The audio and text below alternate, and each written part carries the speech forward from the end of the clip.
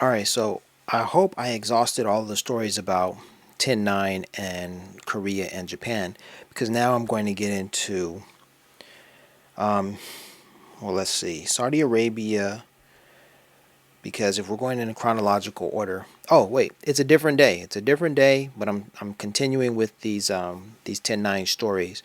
As you can see, I'm dressed differently. All right, I filmed the first part of this a few days ago. So let's see. In 2016, I moved to Saudi Arabia, and everything changed for me because I had lived in South Korea for like 9 years, 9 years and 3 months, 3 or 4 months, and I wanted to travel, but I couldn't travel because it was too expensive. I was scared to travel alone.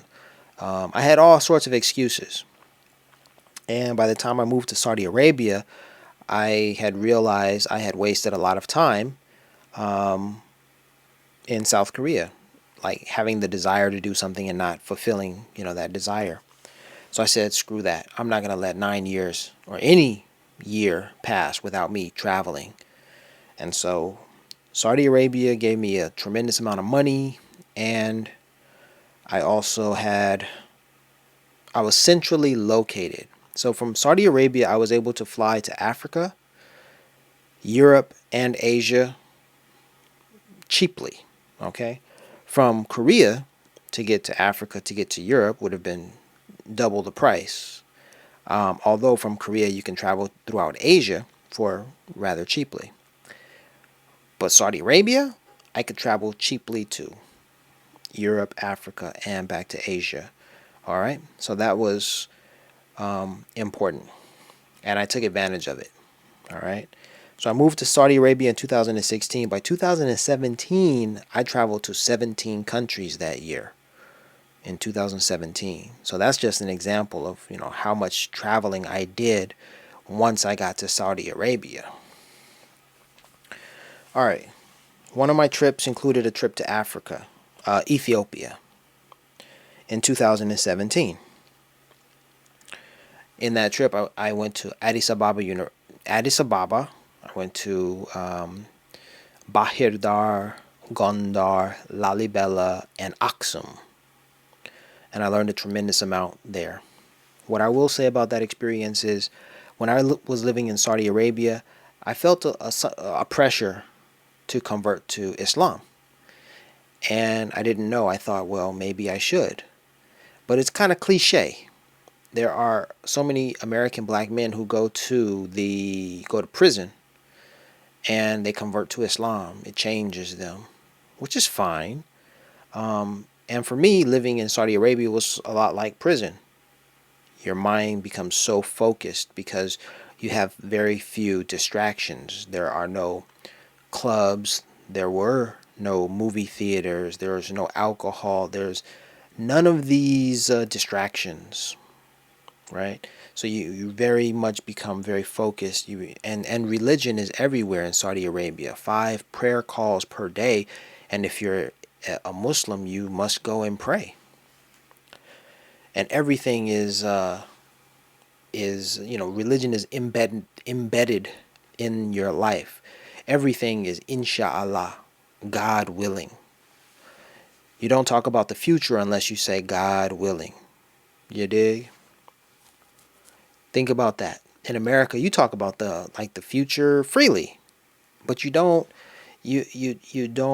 qualify what you say based upon your religious faith, but based upon God's will and God's participation in your actions. You just talk about, oh, I'm gonna do this and we're gonna do that, and yeah. If you're in the Middle East, especially Saudi Arabia, and you start talking about the future, you have to qualify everything and say, if it's God will, if it's God's will, inshallah. All right, so because religion was such a part of the fabric of the society and culture, I thought, man, this is something I haven't experienced very much in America. Religion is relegated to a Sunday in America, really. Put your Sunday best on and you go to church. But it was an everyday thing. everyday thing in the Middle East. So there was a lot of pressure. And then by the time I left and went and traveled to Ethiopia, I realized, hey, Christianity is an Abrahamic religion. Islam is an Abrahamic religion. Judaism is an Abrahamic religion. These are all sister religions, or rather, brother religions. Okay? And so I thought, well, if these religions are all brothers and sisters, it's all family, there should be no reason why I need to switch jump boats. I'm already on the team. I'm good. So after traveling to Ethiopia, I became resolute in remaining a Christian and just deepening my faith and just, and that's it.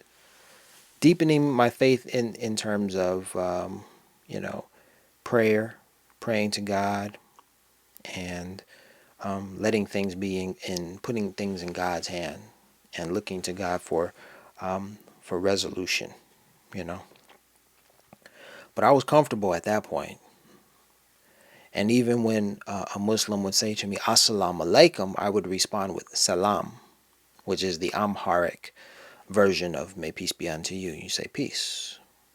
You see, there's there's very little difference between Assalamu alaikum, salam, and shalom. You dig? But if you're ignorant, if you don't know these things, then maybe you will be swayed and you will assume, oh, this side is better. The grass is greener over here. Like, nah, man. Not really, bro. But the point is, find God, period. All right, so Ethiopia, my first trip was in 2017. All right. And then I told the story about Cuba. I guess I'll get into that story in Cuba, right? So Che Guevara and Cuba. I traveled to Cuba in 2017 after traveling to Ethiopia.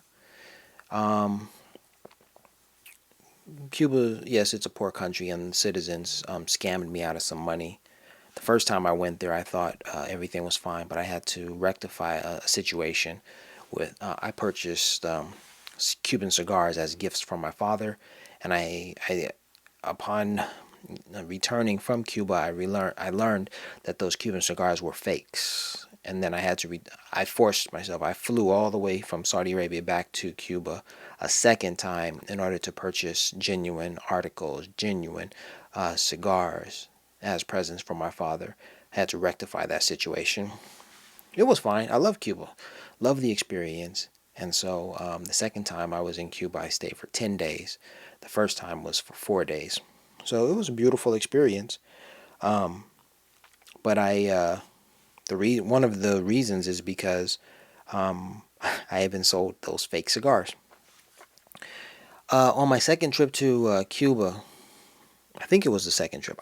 I'm pretty sure it was the second trip. I'm not sure. I'm not sure it's the second. It was the second trip or not. I'm not sure. I think it was the second trip because I had 10 days. I had more time, to, really enjoy myself. The first time it was kind of rushed. But anyway, what happened is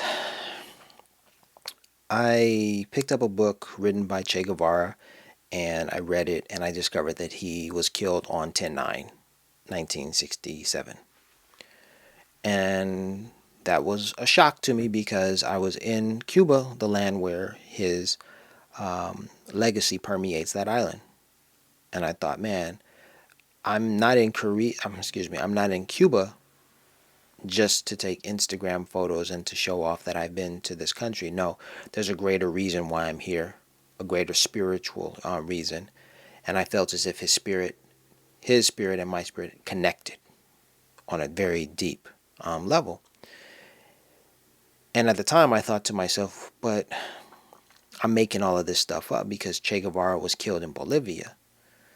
What I didn't know in 2017 is although he was killed in Bolivia, in 1997, Che Guevara's remains were exhumed from Bolivia, and then they were repatriated to Cuba, where they rest to this day in Santa Clara. And the point being, just as I said, his spirit and my spirit connected in that moment. not only is it the land where his legacy permeates or his legacy flourishes still to this day, but also his bones reside there. So in very much in a real sense, Che was there, okay, because his remains are there, and so I was there, and that moment discovering 10-9 is what links us. That was a very profound moment that resonated with me deeply while I was in Cuba, and so that's my 10-9 story about me and Che Guevara in Cuba. And then something that's really interesting is his remains were exhumed in 1997, and then they were repatriated that year in Cuba, or repatriated to Cuba. It was in 1997. It was in October of 1997. Now, I don't know exactly what I was doing in October of 1997, but I do distinctly remember being that I had graduated from college or I had graduated from high school, and I was now a student at Cal Poly Pomona in 1997.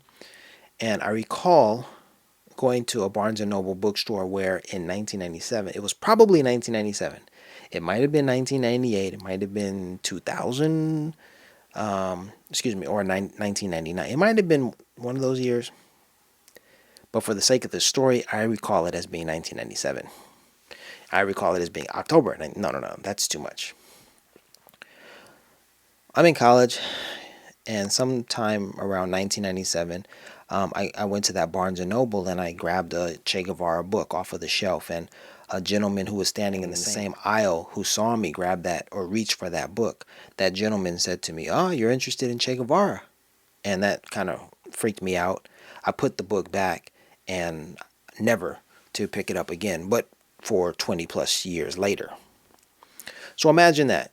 In 1997, when Che Guevara's bones were exhumed, I imagine I had reached for that book. But it wasn't the right time for me to make the connection with his spirit.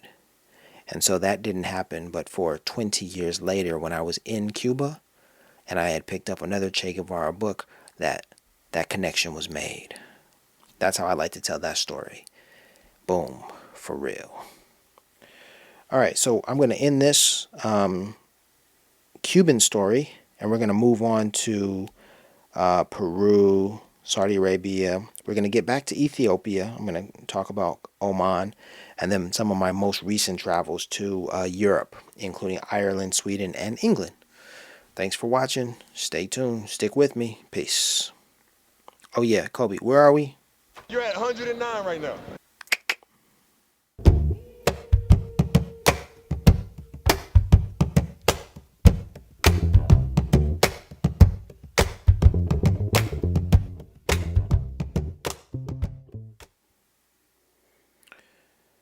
All right, guys, welcome back to Kobe. Where are we? You're at 109 right now. Thank you, sir.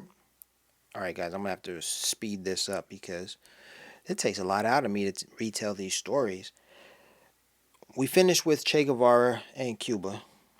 Now we're going to move to Peru. I'm going to make it really short and sweet. I went to Peru. I went to Machu Picchu. I climbed up Machu Picchu, and I started around 8 in the morning. I made it to the summit at 10 in the morning. It was 10:08 after I had looked out onto the sky and taken my little selfies, and I asked myself at 10:08 a.m. I looked at my watch. At 10:08, I said, "Oh my gosh, 10:08. 1 minute from now, it's going to be 10:09. Those are my numbers, 10:09, 10:09." I said, "What do I do?" I thought about it for a moment, and then it resonated. It rested on me. At 10:09, you go down the mountain. And I said, "Yeah, that's what I should do. Go down the mountain." And I thought, man, it's so interesting that at 10:09, I would make it to the top of this mountain, or rather 10:08, I would make it to the top and I would check my watch. And I thought, I'm going to stay within this tradition. You know, whenever I see 10:09, that's a very special moment. So I'm going to say at 10:09, I'm going to go down the mountain. So I thought about that and I said, hey, My cousin Anwar told me about Machu Picchu before coming here. He told me go in the morning so you can sit up there and you can meditate because the spirits will talk to you. They will greet you and things. And I thought, oh, that's interesting. Okay. So when I got up there and when I checked my watch at 10:08 and I said, what do I do? I imagined that the answer came from the spirits. And they said, you have completed your mission. Now go down the mountain. And that's what I thought. That's what I imagined. I said, wow, this is pretty cool. So there I was atop Machu Picchu. It was 10:09 a.m. and I decided to go down the mountain. And I felt as if the spirits had led me to make that decision. That's my story in Peru. Okay. Cut.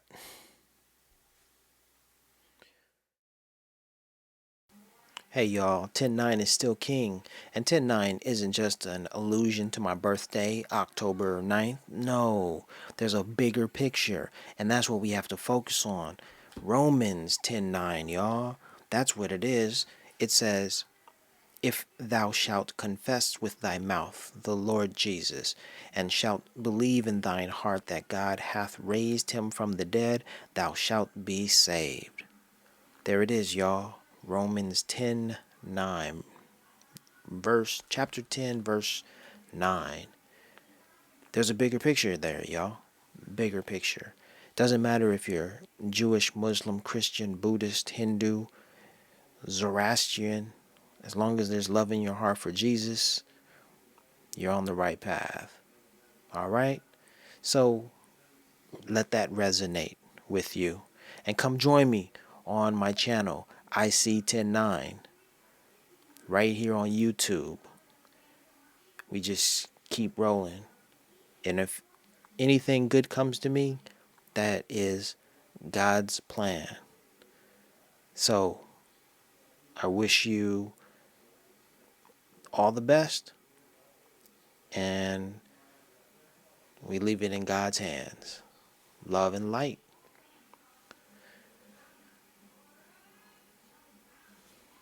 Peace and blessings.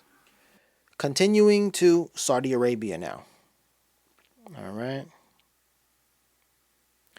So the year was 2017. I was telling you about my travels to, 17 countries in 2017. They included Cuba, Peru, and also Sri Lanka. At the end of the year, December 2017, I went to Sri Lanka to visit Craig and Damit. A month before my travels, maybe 2 months, I hadn't seen 10-9. And when I got to Sri Lanka, I didn't see 10-9. And so I kind of felt like I was in the clear, like I was free of 10-9. Well, when I returned to Saudi Arabia, I had gone through customs, gone through baggage claim. I had my bags, and I stood outside the airport on the curb waiting for a taxi. And the taxi that met me at the curb had a license plate that began with 109. And so I knew then, no, I'm not finished with 109, and 109 is not finished with me. I was a little scared, a little nervous. I thought, man, this is wild that I keep encountering these numbers like this. But I just put my fear to the side and said, relax, just go with the flow. And the taxi cab driver took me to my accommodation, my home, and everything was fine. But there it was again, 109 on that car. So I thought, wow, that's pretty interesting. That's where that line in the song comes, where I borrowed it from Fresh Prince of Bel-Air, and it goes, whistled for a cab, and when it came near, the license plate said fresh, and it had dice in the mirror. If anything, I could say this cab was rare, but I thought, no, forget it. Your home's to Bel-Air. Well, I changed that. I borrowed those lyrics from Will Smith, and then I changed it to, held in Saudi Arabia, held a cab, and when it came near, the license plate read 10-9, and it had me feeling weird. If anything, I could say this cab was rare, but I thought to myself, have no fear, or something along those lines. Here's a little tidbit. When I borrow those lines and I fit that story into my story, it fits so perfectly because that's what I saw. And the license plate read 109, and it had me feeling weird. That's true. Now, the song is from The Fresh Prince of Bel-Air. When I wrote that, or when I borrowed those lyrics, and when I changed those lyrics, for the 109 poem, I had no idea that the Bel-Air Fire Department is number 109 in Los Angeles. I had no idea.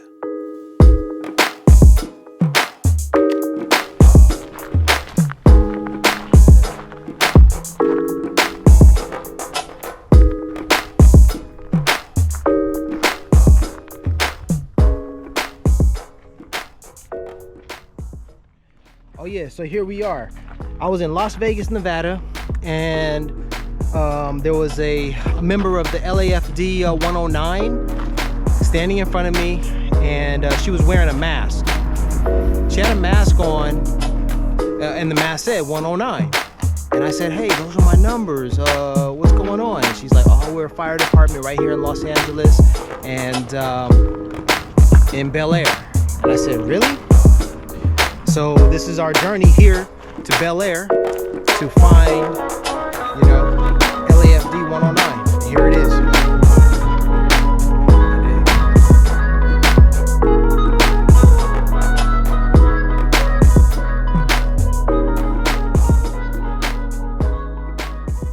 Ten-9, y'all.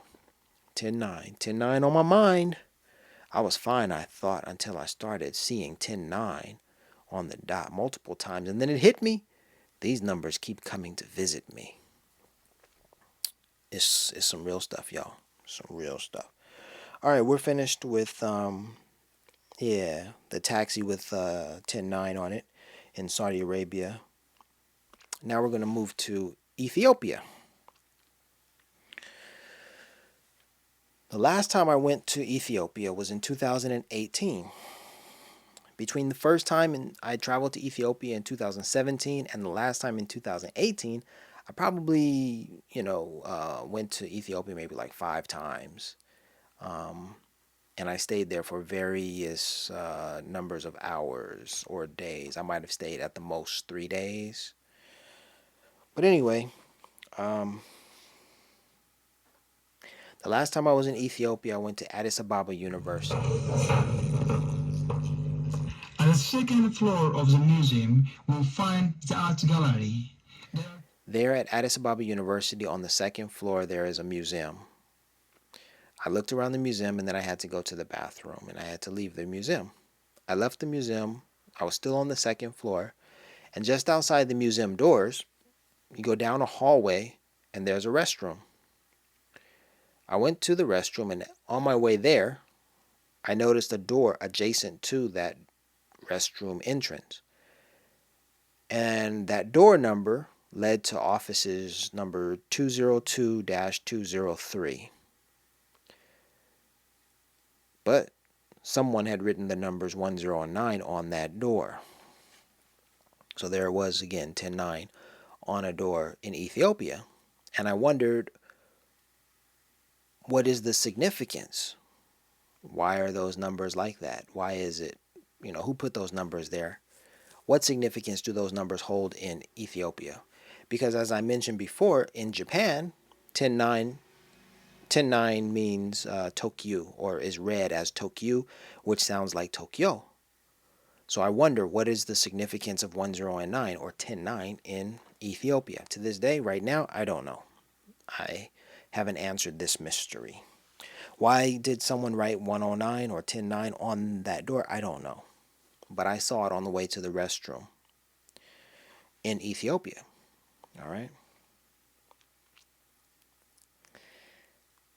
That was 2018. Now, I'm going to tell you about 2019 when I was in the Sultanate of Oman. Then we're going to take a break from this. In Oman, I lived there for about 7 months, and there was a taxi with Oman. In Oman, there was a taxi in Oman with the license plate 1090. Now, I'm telling you all these stories to establish a relationship with these numbers. And in one sense, I feel that these are messages from spirits, telling me, look on the bright side, be glad, we're with you, we're protecting you, you are on the right journey, good things will come when I see 109, when I hear 10-9, etc. That's my mom messaging me now. Yes, mom, okay, I will answer your message in a moment. I'm a little busy at the moment. Okay. Now, here's the situation. I worked in Oman for 7 months, and at the end of the 7 months, they let me go. They let me go, and they purchased a flight for me to leave the country, but they hadn't given me not my severance package, or maybe it was a severance package. My final paycheck and all of my money. Yes, my severance package. And so I said, I'm not leaving the country. I'm not jumping on that plane until you give me everything that I need to leave the country. They said, okay, we understand. That's reasonable. And they said, hey, the money is being sent to you, so by the time you're in the air, you'll have it. But I said, no, no, no, no. I want it before I leave the country. They said, okay, cool. So they told me, go to the ATM to check your bank account to see if the money has been deposited into your account. I told them that the banking system in Oman is pretty efficient, and I receive messages whenever I receive a deposit into my account.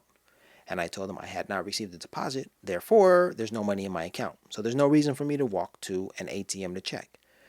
But my boss, my manager was telling me, no, go check the bank anyway, because sometimes there is miscommunication or whatever.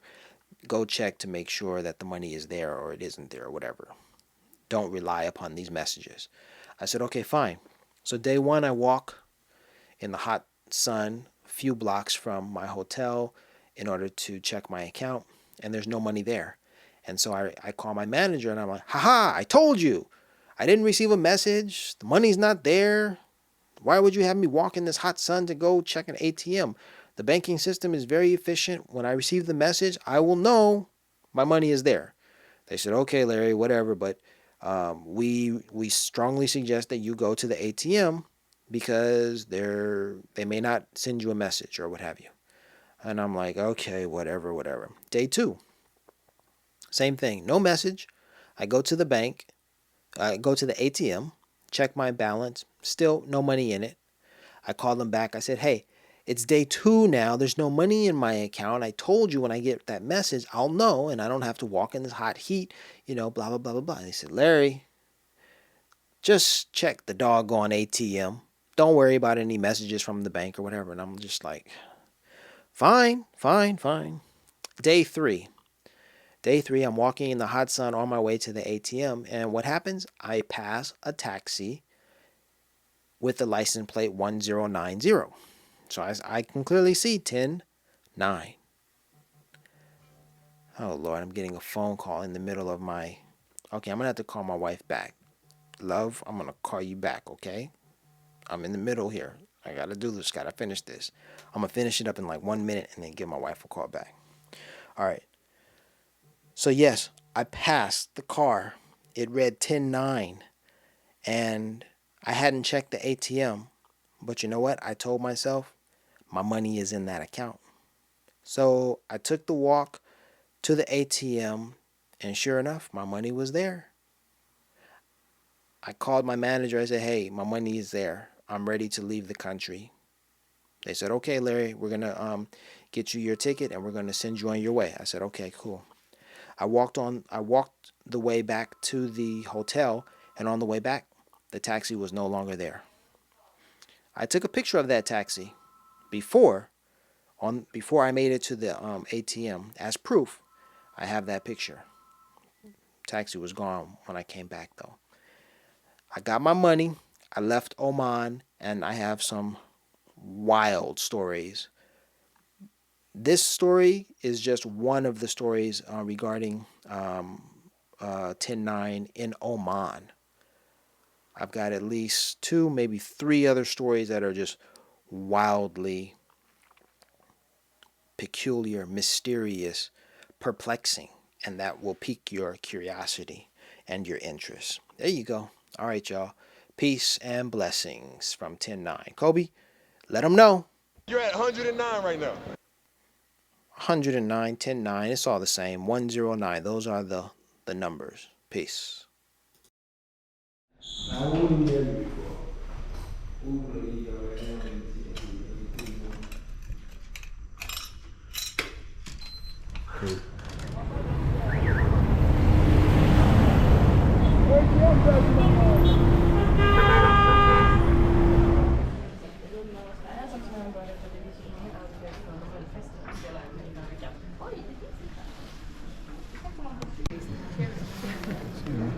Yeah. In the last display over here, Yeah. I can't see it, but is that a number? Could you read that number to me, please? The 1934 and 109. Okay, thank you.